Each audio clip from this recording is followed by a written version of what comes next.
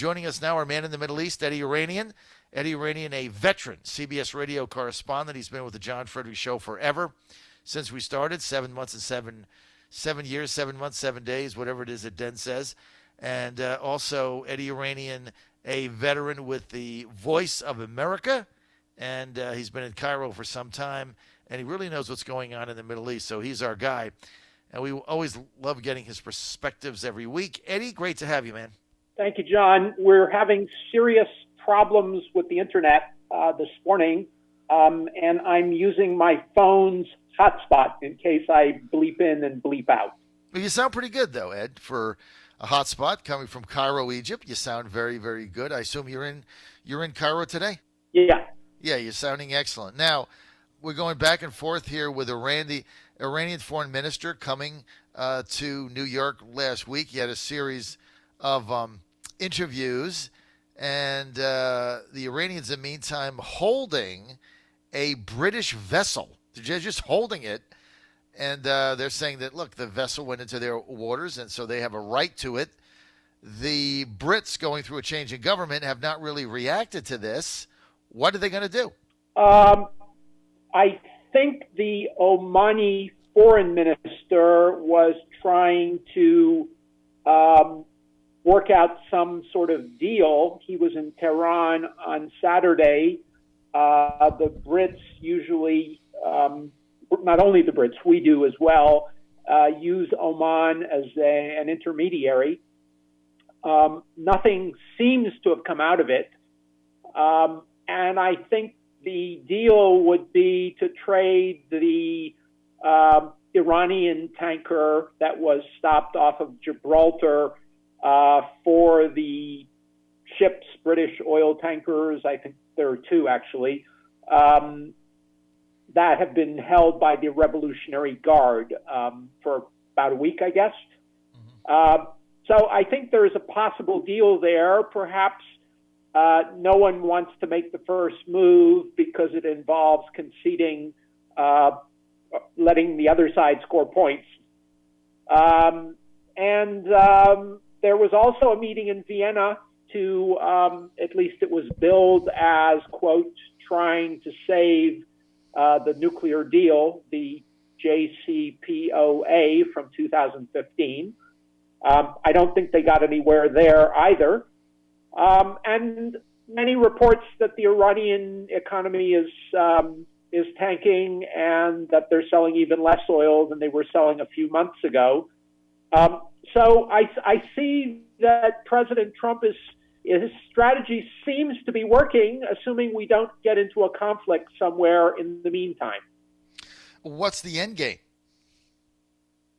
I think they want to renegotiate or negotiate over Iran's ballistic missile program. That's what worries everyone, the fact that they're able to shoot a ballistic missile as far as Europe.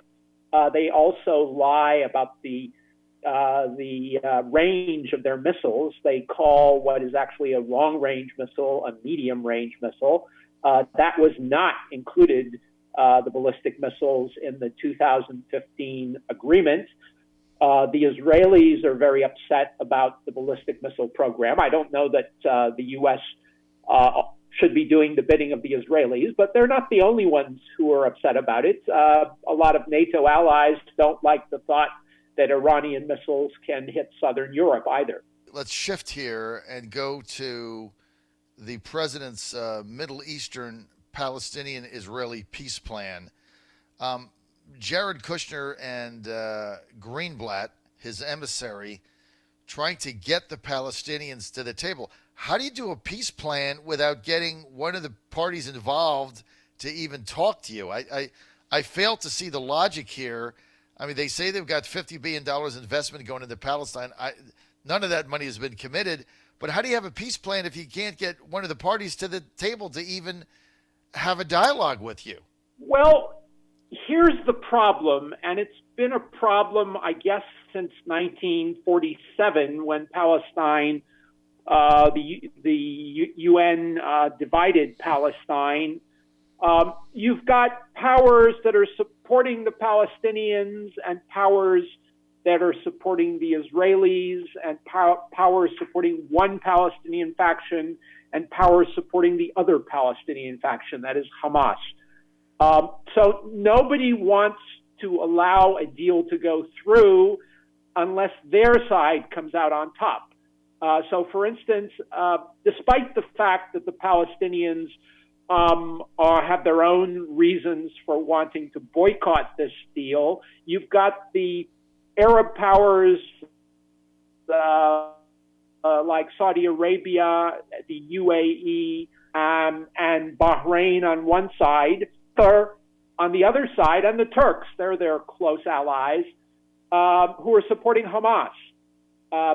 So the Egyptians have tried in vain to get the Palestinians to sit down and iron out their differences among themselves. Mm-hmm. And part of the problem is when you've got money coming from the major powers, Qatar puts money in one side's pocket and the Saudis in the other. Each side would like to see the other embarrassed. So right. You've got that playing out here as well. And of course, the Palestinians are not getting any of their demands, their historic demands, met in this potential deal, which is to bring back people, returnees, refugees who left in 1947. That's a non-starter with the Israelis, but the Palestinians always dangle it to their own audience. I'm not sure that there's any room for many of these people, especially since they're third generation and they've multiplied in the meantime. But it's part of the problem. Then you've got a lot of other problems, which is demilitarized areas, a corridor between Gaza and the West Bank. I think those are resolvable, but the giving sovereignty to a lot of territory in the West Bank is a non-starter for the Israelis because it's high ground. If you've got missiles or rockets coming in from the hills, it's going to hit the coast. They'll hit the coastline. So geographically, there are problems there too.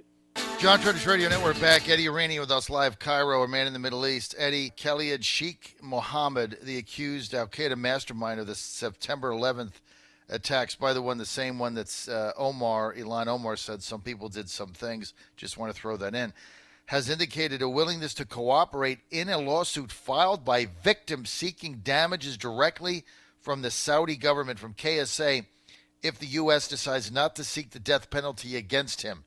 What's your take on this? I think we still really don't know what happened on 9/11. We still don't know what happened to JFK either. Many people have suspicions.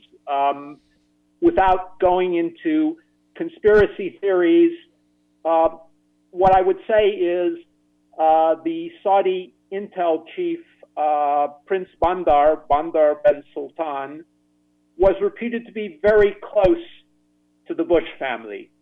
And he's one of the participants in this whole affair.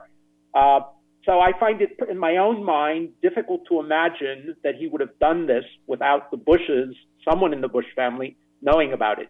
Mm-hmm. And the Bush family was also close to James Baker, who was President Reagan's chief of staff and later Secretary of State, Treasury Secretary. Baker had a law firm in Riyadh.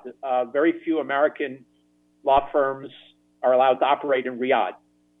So the Bush family is very close, or was very close, to the Saudis. And Prince Bandar remained their spy chief up until, I believe, around 2015, when King Abdullah, 2014 maybe, fired him, not for that, but for misbehavior in Syria, that is supporting terrorists in Syria. Sorry about it. Got chewed out by people from the Saudi lobby saying, no, he was ill, but I don't think that was it. Anyway, he may have been ill as well. So until we know what Prince Bandar was up to, really, the rest of it is hypothetical. And the lawsuits, well, I can understand families would like to get some money out of the Saudi government. The Saudis have lots of money. So do the Emiratis. A lot of people want to get some of their money too. But I think the whole thing is really still a bit of a mystery. Some people have some ideas. Some of them are a little apparently far-fetched, but some of them may not be so far-fetched. And Prince Turki, whom you interviewed, was the Saudi spy chief before Prince Bandar took over. And Prince Bandar took over very close to 9/11. I think it was maybe a week or 10 days before. At least Prince Turki seems to want to point that out all the time, to say he had nothing to do with it. I don't know if he did or he didn't. But was Prince Salman, one of the main brothers of the sons of King Abdulaziz. He was a brother to Fahd, to Sultan, Naif. He was quoted as saying that the reason the Saudis gave money to a lot of mosques in the West and elsewhere that are radical was because the U.S. asked them to. Now, I don't know if that's true or not. I don't know whether the U.S. asked him, who in the U.S. asked him.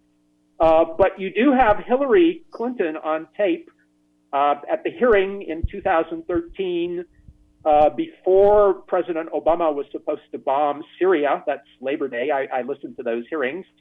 Someone asked her whether supporting radical Islamic terror, well, they didn't use the word terrorist, but free Syrians was going to help or push terrorism in the West, in the U.S. specifically. Mm-hmm. And she said, her reply was, well, we supported the Mujahideen in Afghanistan, and oh, well, we got Al-Qaeda, as if nothing happened.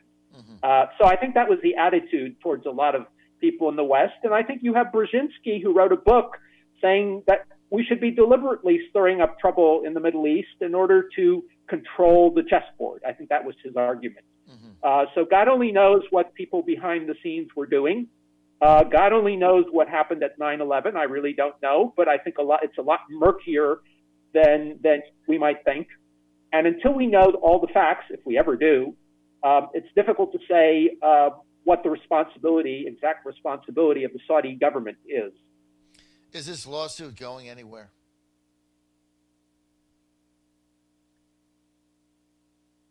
Ed, you still there? Yeah, are you still there? Yeah, is this lawsuit going anywhere?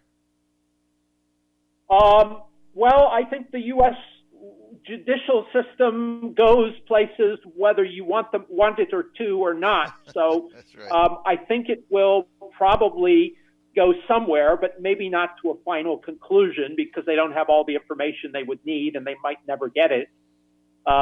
And politically speaking, it wouldn't be in our interest as a U.S. government to allow it to go to a final conclusion. So perhaps someone will stop it somewhere in the middle and come to some sort of an amicable agreement and arrangement that the Saudis will pay something or other.